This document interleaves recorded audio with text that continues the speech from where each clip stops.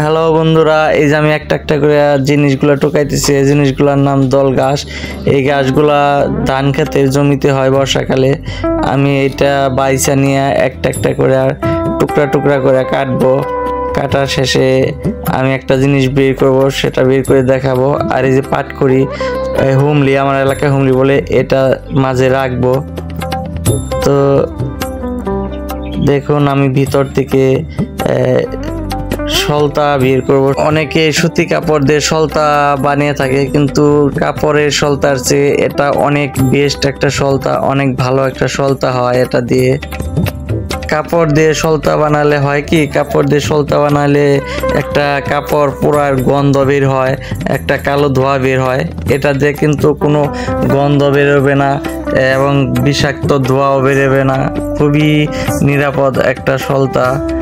তো দেখেন আমি দল ঘাসের ভিতর থেকে এর যে ফুমের মতো অংশ, সেই অংশটুকু সাদা ফুমের মতো, সেই অংশটুকু যে বের করে নিলাম।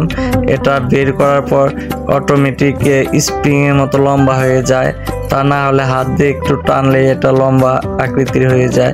এবং এই সলতাটি অনেক সময় ভরে জ্বলে, অনেক সুন্দর করে আলো দেয়। আপনারা জানেন যে এই সলতা প্রদীপ জ্বালানোর ক্ষেত্রে ব্যবহার করা হয়। অনেকে যেমন আমাদের এলাকায় বলে চাটি কুপটা বা চাটি মুলকা। এই চাটি বা প্রদীপ জ্বালানোর কাজে সলতাগুলো খুবই সুন্দরভাবে ব্যবহৃত হয়। পূজার অর্ঘ্য সাজাতে এই প্রদীপ ব্যবহৃত হয়।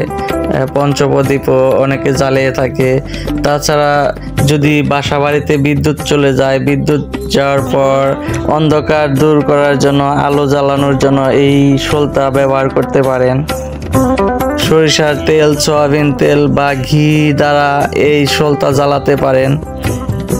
এই সলতা এতটাই সুন্দর এবং নরম যে আপনার একটার পর একটা বের করতে মন চাবে, এবং এটা ব্যবহার করতেও খুবই ইজি।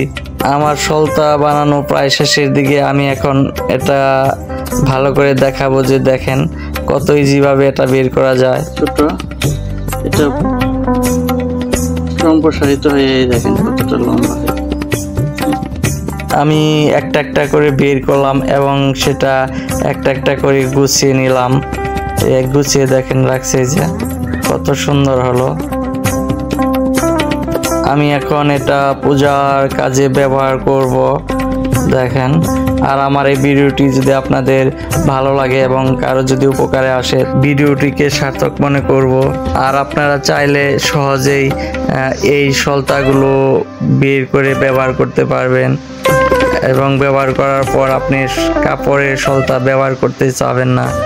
তো ধন্যবাদ সবাইকে, দেখা হবে নতুন আরেকটি ভিডিওতে।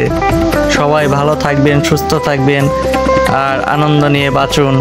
ধন্যবাদ, কথা হবে নতুন আরেকটি ভিডিওতে।